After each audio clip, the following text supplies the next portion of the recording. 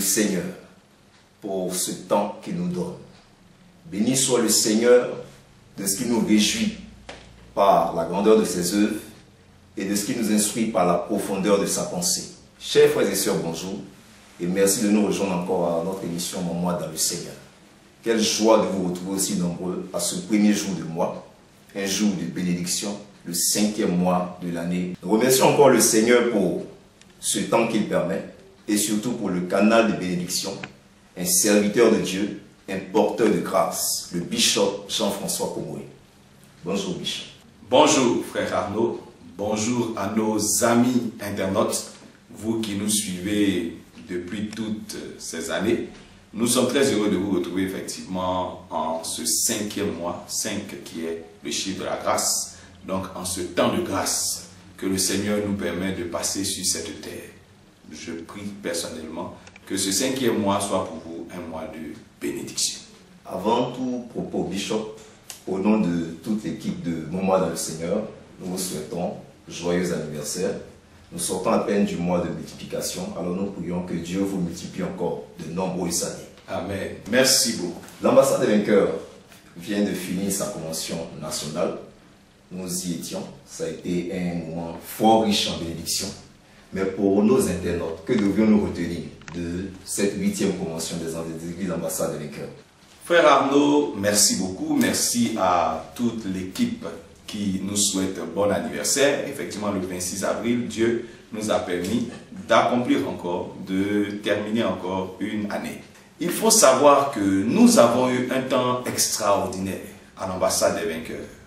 Un temps extraordinaire lors de cette convention nationale. Avant tout propos, je veux rendre grâce à Dieu. Vous savez, la période actuelle est une période de pluie. Ici, en Côte d'Ivoire et précisément à Abidjan, la météo annonçait des pluies chaque jour. Et surtout, quand je consultais les heures, nous devions avoir des pluies à nos heures de réunion, à nos heures de rencontre. Mais béni soit Dieu qui a permis qu'à aucune de nos rencontres, on ait une seule goutte de pluie. Nous avons eu quelques pluies en dehors de nos heures de rencontre et la manifestation a été très belle. C'est le lieu de remercier justement nos orateurs, particulièrement la vie du bishop Paul Simplice, qui, de la milieu, qui justement à l'ouverture, à sa première intervention, a donné une parole prophétique en disant que la pluie s'en aille.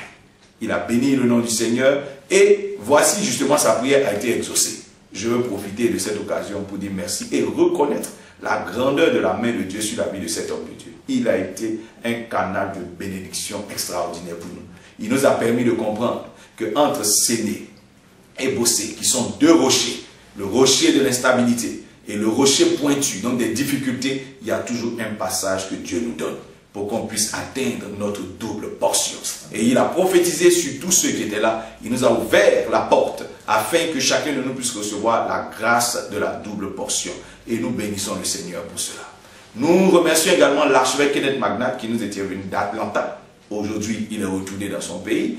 Et il a été lui aussi une très grande richesse pour nous lors de cette convention internationale. Il nous a élevés dans une dimension spirituelle extraordinaire. Lui nous a parlé d'accélération. Il faut que ta vie accélère, mon frère. Il faut que tes bénédictions s'accélèrent dans ta direction. Il faut que toi-même ton rythme change. Il nous a parlé d'accélération, il nous a parlé de moisson. Donc nous croyons dans le nom de Jésus-Christ que chacun de nous entre pleinement et rapidement dans la moisson de Dieu. Que le nom du Seigneur soit béni pour cela. Bénissons le Seigneur pour toutes les autres interventions, les familles de l'Église, les groupes musicaux, tous les artistes, tous ceux qui sont passés. Nous avons eu lors de cette convention la consécration d'un de nos révérends et de son épouse d'ailleurs rang d'évangéliste. Dieu continue de bénir leur ministère, révérend Alain Guessan, évangéliste Nina Guessan, que le Seigneur les accompagne tout au long de leur ministère. Merci à tous les hommes de Dieu, les servants de Dieu, les frères et les sœurs, les parrains des familles qui sont venus nous visiter et qui nous ont soutenus lors de cette convention. Tout cela ont ajouté à la beauté de cette convention. Que le nom du Seigneur demeure toujours élevé. Nous nous donnons rendez-vous en décembre lors de la convention internationale. Merci Bishop pour ce point. Merci encore pour ce grand rassemblement. Et nous croyons qu'en décembre, ça sera encore un moment extraordinaire avec la gloire de Dieu. Le mois d'avril 2014 était la saison de multiplication. Pour le mois de mai 2014, que dit le Seigneur? Avant même de parler de mai 2014, je veux simplement répéter le témoignage que notre sœur Étienne nous a rendu lors de la Convention internationale du dernier jour. Une sœur qui avait une malformation, un utérus mal formé, donc de très petite taille, des ovaires pratiquement inexistants. Cette sœur a fait ses radios, a fait toutes ses consultations et les radiographies sont là. Elle est venue nous trouver il y a quelque temps pour exprimer justement ses difficultés. Je lui ai dit ce jour, avec la foi que j'ai appris à avoir dans le Seigneur, que Dieu était capable et nous avons commencé à prier.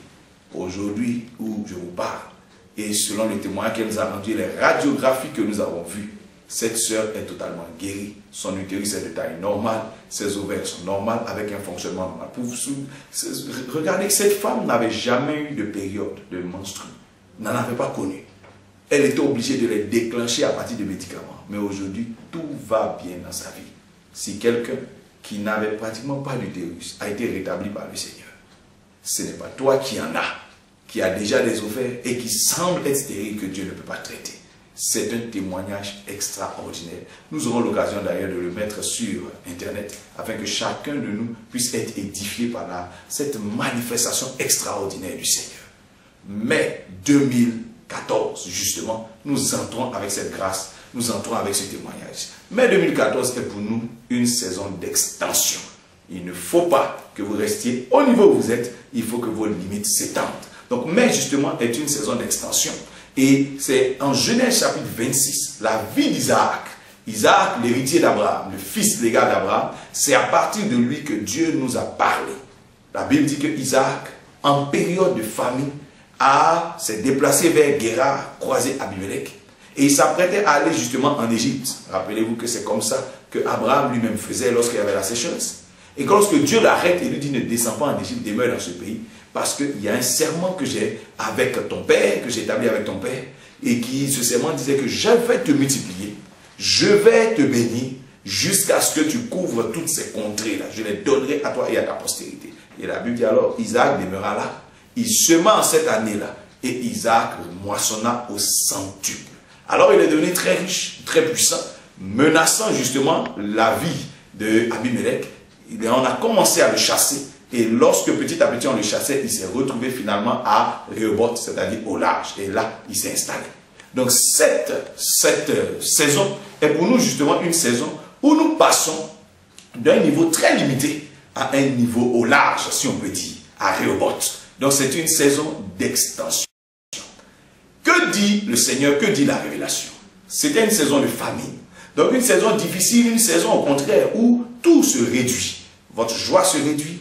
Vos libertés se réduisent, vous ne pouvez pas fonctionner comme vous voulez, vos récoltes se réduisent, tout se réduit. Donc c'était ça la famille, c'était ça la difficulté, c'était ça la saison. Et c'est dans cette saison justement que Dieu dit à Isaac, qui est son serviteur, que tu n'as pas besoin de t'inquiéter. Tu n'as même pas besoin de fuir, tu n'as pas besoin de chercher un refuge, je ne sais pas où. Il faut simplement marcher selon le serment que Dieu a établi avec ton père. Marche dans la foi en cette alliance-là et tu te rendras compte qu'au lieu de voir la réduction dans ta vie, tu verras au contraire une extension. Je prophétise sur toi qui m'entends, quelle que soit la famine dans laquelle tu vis, quelles que soient les difficultés que tu es en train de traverser, quels que soient les problèmes et les soucis dans lesquels tu te retrouves, je déclare une extension dans ta vie au nom de Jésus de Nazareth. Il y aura extension à tous les niveaux, par la même puissance qui a travaillé dans la vie d'Isaac. Cette même puissance se manifestera dans ta vie et alors il y aura extension. Il n'y avait rien apparemment au niveau naturel, qui parlait d'extension. Comme certainement, toi qui nous entends, quand tu regardes, il n'y a rien qui annonce ton extension. Bien au contraire, on annonce au contraire ta réduction. Mais la puissance de Dieu est capable de faire quoi? De changer cette donne et de la transformer en avantage pour toi. Voilà pourquoi je t'annonce, mon frère, que quel que soit ce qui se passe, le plan de réduction du diable, le plan pour limiter ta vie est brisé dès maintenant, à partir de cette prophétie qui est sortie de la parole de Dieu. Rappelle-toi que Ézéchiel a répété simplement ce que Dieu lui a dit, et la sécheresse, la vallée sèche, s'est transformée en une vallée, en une armée. Je te déclare au nom de Jésus-Christ que dès l'instant où la parole de Dieu est sortie, l'extension a commencé dans ton histoire. Donc c'est une période d'extension, il faut se préparer à cela. La Bible dit que lorsqu'Isaac s'apprêtait à fuir, à descendre de Guérar vers Égypte, Dieu lui a dit, ne descends pas. Pourquoi? Parce que déjà, le monsieur était dans un endroit, était dans un environnement favorable à son extension. Abimelech, le roi des Philistins, était déjà en sa faveur et allait travailler justement à son extension. Pendant que l'Égypte, si vous savez bien, l'Égypte est prophétiquement la terre d'esclavage. Donc la terre de la réduction de tout. Dieu lui dit, ne va pas là-bas, mais reste plutôt dans cet environnement qui est favorable à ton extension. En cette saison, il faudra faire, je peux dire, le tour de tout ce que nous avons, de tout ce que nous connaissons, et de sorte à ce que nous puissions trier tout ce qui ne travaille pas à ton extension, à ton avancement, à ta croissance. Il faut te séparer de ces choses. Dieu a dit, ne descends pas en Égypte. Ne descends pas en Égypte, c'était le plan d'Isaac. Donc ce plan qu'il avait en lui, ses aspirations, tous ses projets, justement, qui n'allaient pas travailler à son extension, Dieu lui a dit, et enlève-les de ton esprit. Ôte-les de ton cœur, mais au contraire, commence à concevoir un autre plan qui va te permettre de demeurer à Guérar, qui va te permettre de demeurer chez Abimelech. C'est mieux de rester ici parce que cet environnement est favorable à ton extension. Toi qui m'entends, que Dieu te connecte à des personnes, qui te connectent à des opportunités, qui te connectent à des situations, qui te connectent à un environnement favorable à ton extension. Et tu rentreras dans cette prophétie que le Seigneur est en train d'annoncer par sa voix. La Bible dit, alors Isaac a écouté cette parole, il n'est pas descendu. Bien-aimé, tu ne descendras pas, tu ne chuteras pas, tu ne regresseras pas. Tout se manifeste autour de toi pour te faire regresser. Toutes ces pressions que tu vois, qui sont comme la puissance de la famine pour toi, qui sont en train de travailler pour que ta vie regresse, je déclare que ces forces-là sont vouées à l'échec. Tu ne descendras pas parce que Dieu dit, tu ne descendras pas. La puissance de Dieu est au-dessus de ces puissances qui se manifestent. La parole de Dieu est au-dessus de toutes ces malédictions qui semblent se manifester. Tu t'étendras, dit le Seigneur. Sa promesse est certaine. Comment est-ce qu'Isaac est rentré justement dans cette extension en pleine famine? Isaac, est resté connecté à sa source d'extension, à des personnes d'extension comme Abimelech, à une terre d'extension comme à Guérar. Rappelle-toi que Ruth a dû faire la même chose. La Bible dit qu'elle était d'abord avec sa belle-mère. Sa belle-mère disait, appelez mon mari, qui veut dire amertume. À un moment donné, elle a dû se détacher d'elle pour aller se connecter à Boz. Alors l'extension a commencé. Cette femme qui n'était rien est devenue finalement une mère, est devenue une femme mariée, est devenue une bénie, est devenue riche, est devenue puissante. Quand tu sais à qui te connecter, à quoi te connecter, quand tu sais comment, dans quel environnement vivre, l'extension démarre. Donc la première bénédiction de Dieu, c'est que Dieu en cette saison te connectera à un Abimelech pour ton extension. Il te connectera à une terre de Guérar pour ton extension. Tes pieds ne te conduiront pas dans un endroit de réduction. Au nom de Jésus de Nazareth, tu n'iras pas en Égypte, tu n'iras pas dans ces choses qui vont travailler à descendre ta vie, mais l'Esprit de Dieu te maintiendra par la force de l'Esprit dans ce qui travaille à ton extension. Que les projets, les pensées, les idées, tout ce qui était en toi qui travaillait à ta réduction, qui travaillait à limiter ta vie, soit ôté et brisé au nom de Jésus. Et que de nouveaux projets viennent, de nouvelles aspirations arrivent, que l'Éternel te donne de nouvelles inspirations. Quelqu'un viendra te parler, quelqu'un viendra te dire quelque chose qui va travailler, qui va bouger certainement ton esprit, qui va bouger certainement ton cœur et te permettre de progresser vers cette extension que Dieu demande. C'était la première clé. La deuxième clé, c'est que la Bible dit l'Éternel apparut à Isaac.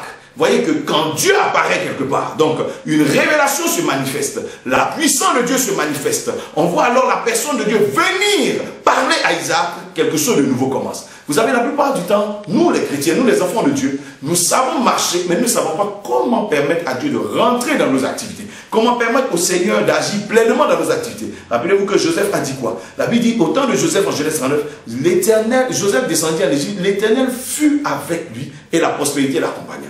Lorsque Moïse était en train de dire au Seigneur, mais comment est-ce que j'irai en Égypte? Dieu lui a dit, je serai avec toi. Dès l'instant où Dieu est avec toi, dans ce que tu es en train de faire, l'extension commence. La grandeur commence. La multiplication commence, la prospérité commence. Donc il faut travailler à ce que la main de Dieu nous accompagne dans tout ce que nous sommes en train de faire. Comment cela se fait? En marchant selon le serment, en marchant selon l'alliance. Respecter les principes de l'alliance que Christ nous a laissés. Marcher dans la voie de Dieu, marcher dans la volonté de Dieu, marcher dans la sanctification, marcher dans la crainte de Dieu, marcher également dans la foi au nom de Jésus-Christ, marcher également dans l'amour que nous a été laissé comme commandement, respecter les obligations de la vie chrétienne. Et vous verrez alors que la grâce de Dieu vous accompagnera. Par exemple, si vous êtes des personnes qui croyaient à la dîme et que vous payez votre dîme, mais demeurez dans cette alliance avec Dieu, afin que l'Éternel vous bénisse. Si vous avez une alliance personnelle avec Dieu, que vous-même vous avez donné, c'est un vœu que vous avez avec le Seigneur, mais respectez ce vœu et que ces alliances, justement, travaillent à votre bénédiction. Rappelez-vous que Dieu a dit à Abraham, à Isaac, j'ai un serment, une alliance avec ton père, et c'est selon ce serment-là que je vais travailler dans ta vie. Il faut vous rappeler qu'il a dit la même chose à Jacob. Il a dit, jamais je ne t'abandonnerai tant que je n'ai pas accompli envers toi tout ce que j'ai prononcé. Donc il y avait un serment. Et ce serment justement a permis de bénir les enfants d'Israël. Ouvrez la porte d'accès. Permettez à ce qui vient du ciel et qui frappe à votre porte d'entrer dans votre vie. De dîner avec vous, de souper avec vous, de se réjouir avec vous. Laissez la grâce de Dieu entrer dans votre vie. Lorsque Isaac est resté justement à Guérard, dans les principes de Dieu, dans la volonté de Dieu, et qui n'est pas allé en Égypte, donc hors de la volonté de Dieu, la Bible dit, alors le ciel a béni sa vie. Quand vous restez dans ce que Dieu recommande, le ciel vous accompagne. Je déclare dans le nom de Jésus-Christ qu'une bénédiction, ce qui travaille à favoriser votre extension, entre dans votre histoire. Dans le nom de Jésus-Christ de Nazareth, que la faveur de Dieu se lève sur vous, que la grâce de Dieu se lève sur vous, que le conseil qui va travailler à ce que cette bénédiction atteigne votre vie, que ce conseil vous soit donné dans le nom de Jésus de Nazareth. La Bible dit ensuite que lorsqu'Isaac resta dans le lieu, à un moment donné il avait peur. Vous voyez qu'il plaisantait avec sa femme parce qu'il n'arrivait pas à pleinement affirmer que c'était sa femme, de crainte, de peur qu'on ne le tue. Vous voyez, lorsque vous opérez dans la présence de Dieu, vous opérez dans l'environnement prévu par le Seigneur, mais vous n'opérez pas selon la foi que Dieu a prescrite, alors vous ne profitez pas pleinement de ce que Dieu veut vous donner. Vous voyez qu'Isaac était dans un environnement, mais il manquait de foi, il avait peur. Et comme il fonctionnait dans la peur, vous voyez qu'il ne profitait pas pleinement de sa femme. La Bible dit qu'il plaisantait avec sa femme. Donc vous ne pourrez pas profiter pleinement de la grâce que Dieu met à votre disposition aussi longtemps que vous n'avez pas la foi, aussi longtemps que vous fonctionnez dans la peur, ou dans la crainte d'eux, ou dans autre chose, ou dans le doute, etc. etc. La Bible dit, Abimelech a dû le rattraper. Il lui a dit, mais que nous as-tu fait? Pourquoi est-ce que tu marches dans le doute et que tu as peur? Parce que ton père a eu les mêmes situations chez nous. Lorsqu'il est venu et qu'on a voulu toucher sa femme, on a été frappé d'hémorroïdes. Donc nous avons déjà banni ces choses-là. Vous avez une grâce, vous Isaac, vous les enfants d'Abraham, vous avez une grâce qui nous empêche même de vous toucher. Que celui qui touche à ta femme soit mis à mort. Bien-aimé, je t'annonce que tes ennemis te craignent. Je t'annonce que tes adversaires même sont déjà terrorisés. Je t'annonce que les montagnes qui te bloquaient sont déjà en train de trembler. N'aie pas peur. Marche selon la foi et tu verras la gloire de Dieu. Vous savez, c'est parce que David a pu défendre sa prophétie. La Bible dit que Samuel lui a dit, tu seras le prochain roi. Il lui a laissé l'onction sur sa tête et c'est tout. Mais c'était à David de défendre sa prophétie. Lorsqu'il s'est retrouvé face à Goliath, la Bible dit, c'est David qui a dit, je vais le tuer. Tout le monde a dit, tu es trop petit, tu ne peux pas, tu ne peux pas. Mais lui, il avait entendu que son père spirituel lui avait dit, tu es un roi, l'onction est sur toi, Dieu veut t'utiliser. Alors il a défendu sa prophétie avec foi et avec audace. Vous imaginez, vous avez 17 ans, vous êtes au milieu d'une armée, devant tous ces soldats d'expérience, ces généraux, ces militaires d'expérience, et vous qui avez 17 ans, vous dites, je vais tuer Goliath. Voyez un peu ce que ça fait, vous n'oserez même pas parler. C'est parce que l'enfant a eu cette audace qu'aujourd'hui on parle de l'histoire, on parle de David comme le grand roi d'Israël.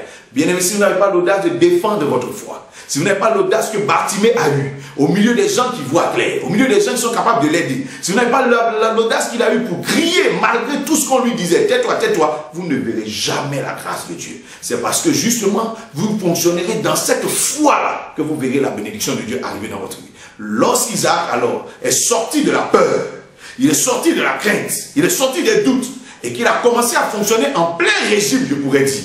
Il a commencé à fonctionner avec toute son audace, avec tout son potentiel. La Bible dit, il sema. Et il sema cette année et il moissonna au centuple. Lorsque justement vous fonctionnez dans la foi et que vous marchez maintenant, vous produisez les œuvres de la foi, vous attaquez la vie avec la foi, vous êtes en accord avec Dieu. Dès l'instant où vous êtes en accord avec Dieu, la prophétie de Dieu se réalise toujours. Il dit, je serai avec toi. Avec Dieu, tu feras des exploits. Vous ne pouvez pas marcher si vous n'êtes pas accordé. Ça veut dire, deux personnes ne vont pas ensemble si elles ne sont pas accordées. Donc si vous marchez avec Dieu, soyez en accord avec Dieu. Dieu dit et vous aussi vous croyez. Dieu veut et vous aussi vous faites. Alors quand vous faites de la même manière et que vous êtes en accord, le résultat arrive. La Bible dit, Isaac sema. Il sema certainement avec foi. Il sema certainement abondamment. Et alors, la Bible dit quoi? Il y a une multiplication. Regardez la clé de cette multiplication, c'est que la rosée du ciel est descendue pour arroser le champ d'Isaac. Bien aimé, lorsque vous allez travailler, ce n'est pas l'eau naturelle qui viendra multiplier vos semences. Mais la rosée du ciel qui est une rosée bénie, c'est cette rosée-là qui va faire quoi? Qui va faire quoi? Faire multiplier vos semences au centuple. Rappelez-vous que Dieu lui avait dit, cette année-là, il a récolté au centuple parce que l'Éternel le bénit.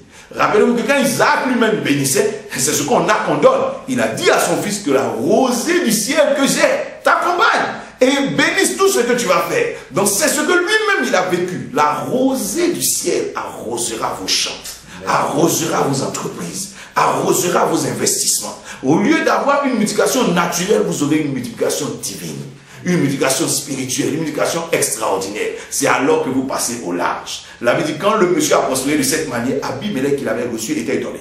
Il ne s'attendait pas à ce que Isaac prospère autant. Alors il lui a dit, ah non, tu vas devoir déménager. Parce que nous ne pouvons pas te laisser avec ces puissants, tu es devenu plus puissant que nous. Et le monsieur a dû bouger. La Bible dit, à chaque fois qu'il s'installait quelque part, il y avait des personnes qui venaient travailler pour le pousser ailleurs, qui l'obligeaient à passer ailleurs. Apparemment, on dit que ce sont des perceptions, mais vous remarquerez que ce sont des pressions qui l'ont conduit à Rehoboth. Lorsqu'il est arrivé à Rehoboth, qui veut dire au large, plus personne ne l'a touché. Vous voyez, il y a eu une extension dans sa vie. Alors il s'est installé au large. Je prophétise. Tu t'installeras au large au nom de Jésus-Christ de Nazareth. Tu iras jusqu'au large. Tu ne resteras pas en chemin. Tu ne resteras pas dans un environnement limité, dans un environnement bloqué, mais que Dieu te conduise jusqu'au large au nom de Jésus. Le monsieur a commencé à prospérer et il allait en s'enrichissant. Ce qui a commencé dans sa vie, dans cette saison, ne s'est pas arrêté jusqu'à ce qu'il soit au large. Je déclare que la grâce de Dieu qui commence dans ta vie en cette saison ne s'arrêtera pas jusqu'à ce que tu sois au large dans ton foyer, au large dans ta santé, au large dans tes affaires, au large dans tes projets, au large dans tes finances, au large dans tes réalisations, au large dans tout ce que tu fais dans ta vie au nom de Jésus de Nazareth. Et la Bible dit alors, lorsqu'il était au large, il a pu donner la gloire à Dieu. Il allait faire encore un vœu à Dieu, il allait faire une alliance avec le Seigneur. Que Dieu vous bénisse pour cela. Soyez au large. Commencez à réfléchir comme Isaac a dû réfléchir.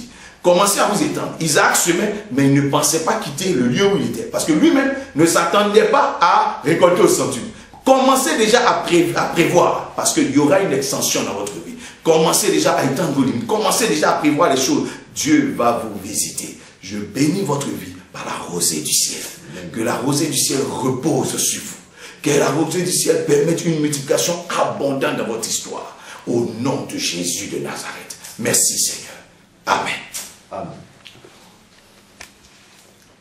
Mai 2014, saison d'extension. Quel excellent thème. Nous bénissons le Seigneur pour ça. Alors Bishop, pouvons-nous avoir les recommandations et le livre du mois?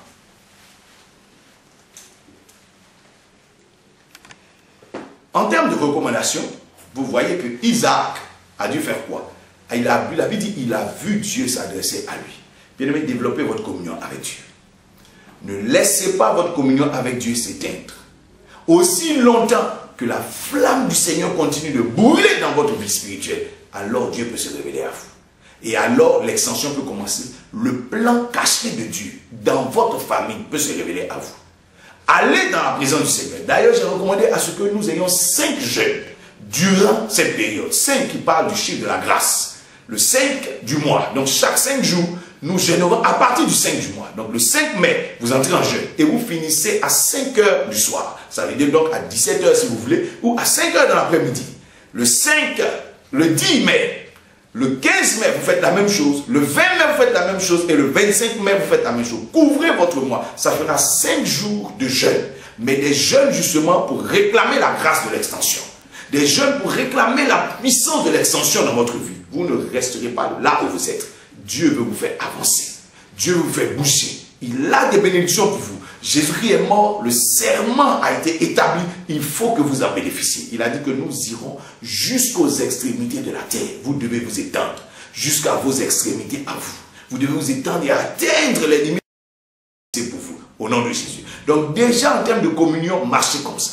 Ensuite, cherchez à faire quoi? À étendre vos activités. Peut-être qu'aujourd'hui tu es limité dans tes revenus. Commence à penser extension. Qu'est-ce que je dois faire? Qu'est-ce que je peux ajouter à mes activités? Qu'est-ce que je peux ajouter à mes projets? Qu'est-ce que je peux ajouter à mes idées? Qu'est-ce que je peux ajouter à ce que je suis en train de faire pour qu'il y ait autre chose? À mon propre ministère. Qu'est-ce que je peux ajouter à mon ministère pour qu'il y ait d'autres retombées, pour qu'il y ait d'autres résultats? Il faut commencer à t'étendre. Il faut commencer à ouvrir ton esprit. Isaac, Dieu a ouvert son esprit. sur justement le serment, la bénédiction dont vous pouvez héritier. Que votre esprit s'ouvre. Ne restez pas enfermé. Isaac a parlé avec Dieu, mais je peux vous donner une instruction. Allez échanger avec des hommes d'expérience, des anciens. La Bible dit quand Isaac a échangé avec l'ancien, celui qui connaissait les secrets, la Bible dit alors il a pu s'aimer et moissonner au centuple. Discutez avec des anciens de vos domaines. Ils ouvriront votre esprit. Ils vous donneront un conseil qui va vous permettre de faire quoi? De pouvoir justement prospérer un peu plus, de pouvoir réussir un peu plus. Il y aura une extension dans votre vie. Marchez comme ça, vous verrez la gloire de Dieu. En termes de méditation, je vous invite à méditer la vie d'Isaac et la vie de Salomon. Vous voyez, c'est les deux héritiers de grands hommes. La Bible dit Jésus-Christ est le fils d'Abraham, il est le fils de David. Donc vous voyez, nous sommes fils de Jésus-Christ. Donc il est bon de connaître de la vie de ces héritiers-là. Comment est-ce qu'ils ont fait pour prospérer autant, pour recevoir, bénéficier autant de l'héritage qu'ils ont reçu de la part du Seigneur? C'était certainement pas, ils n'ont pas fonctionné comme des enfants, pour être des esclaves, ils ont fonctionné comme des gens matures. Donc lisez la vie d'Isaac, lisez la vie de Salomon et vous verrez certainement la gloire de Dieu. Quelques clés vous seront données lors de ces choses-là. La dernière instruction que je peux vous donner, bénissez des personnes bénies. Bénissez un homme de Dieu.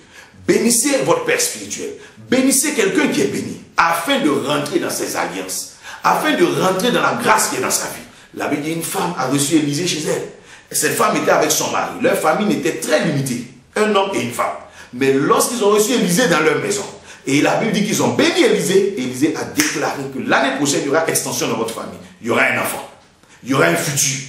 Cette famille qui devait finir comme ça a vu un enfant naître et alors un futur arriver. Il y aura extension dans votre vie si vous savez semer dans la vie des personnes que Dieu a déjà bénies. Semer dans une église qui avance, semer dans une œuvre que Dieu a bénie et vous verrez la gloire de Dieu. Ceux qui veulent semer dans notre ministère, qui veulent s'aimer à l'ambassade des vainqueurs, qui veulent s'aimer dans la vie du bishop comme moi, nous vous donnerons une adresse tout à l'heure. Si vous le verrez certainement à l'écran, vous pourrez faire vos transferts, vous pourrez faire tout ce que vous voulez et nous prierons pour vous. Que le Seigneur vous bénisse, qu'il garde votre vie dans le nom qui est au-dessus de tout nom. Amen. Avant de terminer, bishop, avez-vous une conclusion ou une prière de fin? Au siège des églises ambassades des vainqueurs, le vendredi 16 mai, à partir de 21h, nous aurons une grande veillée d'extension. Une veillée de dilatation. Une veillée pour permettre à quelqu'un de passer à un autre niveau. Vous ne devez pas rester à la même place. Rappelez-vous que les enfants d'Israël, dans cette nuit de Pâques, ils ont réussi à sortir des limites de l'Égypte et sont rentrés dans leur prophétie. Vous devez sortir des limites fixées par le maître, fixées par une malédiction sur votre vie, afin de rentrer dans un autre niveau de vos prophéties. Le vendredi 16 mai, à partir de 21h, au ciel des églises ambassades de vainqueurs situées sur la route du plateau de Puy, tout le monde connaît. Si vous venez là, vous pourrez nous voir. Vous prendrez également les contacts tout à l'heure. Dieu vous bénira.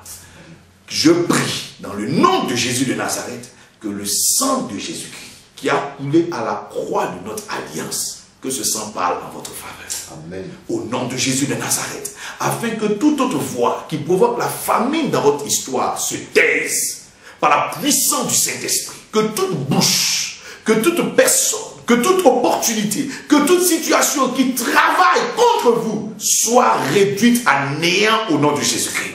Et que toute personne qui peut être une bénédiction pour vous, toute opportunité qui peut être une bénédiction pour vous et qui est silencieuse se réveille maintenant par la puissance du sang de Jésus de Nazareth. Que même que Pharaon s'est réveillé pour que Joseph sorte d'Égypte, que quelqu'un se réveille pour vous. Qu'une situation, une opportunité se réveille pour vous. Qu'une bénédiction se présente à vous au nom de Jésus-Christ. Je prie que la grâce du Seigneur ouvre votre esprit, ouvre votre entendement, afin que vous perceviez ce qu'il faut pour vous étendre. L'idée viendra, la pensée viendra, le projet viendra, le conseil viendra au nom de Jésus de Nazareth. Je prie que l'Éternel bénisse vos mains, qu'il arrose vos semences, qu'il arrose vos efforts en cette saison, que le ciel s'ouvre sur votre vie. Vous ne travaillerez pas seul, vous accomplirez des exploits avec l'Éternel. Je bénis vos maisons au nom de Jésus de Nazareth. Je bénis votre santé dans le nom de Jésus-Christ. Je bénis vos efforts et vos démarches. Que vos entreprises soient bénies au nom de Jésus. Que vos crues soient bénies. Que vos comptes soient bénis. Que vos investissements soient bénis dans le nom de Jésus de Nazareth. Au-delà de tout, que le Saint-Esprit ouvre votre cœur, ouvre votre esprit sur la révélation de Jésus-Christ. Par la connaissance de Dieu, vous augmentez votre vie. Vous permettez à votre vie de passer dans l'éternité. Vous permettez à vos revenus de rentrer dans les possibilités que le Seigneur a fixées pour vous. Que la grâce du Seigneur repose sur vous avec abondance. Soyez bénis, soyez bénis, soyez bénis au nom de Jésus. Amen. Amen. Amis internautes, vous avez entendu parler d'extension. Vous verrez l'extension. Nous nous réjouissons déjà de ce que la parole de Dieu ne retourne pas à lui sans avoir accompli ses effets. Nous remercions au passage le bishop Jean-François Komoué pour cette intervention. Nous remercions aussi toute l'équipe technique et nous vous donnons rendez-vous le 1er juin prochain. Que Dieu vous bénisse.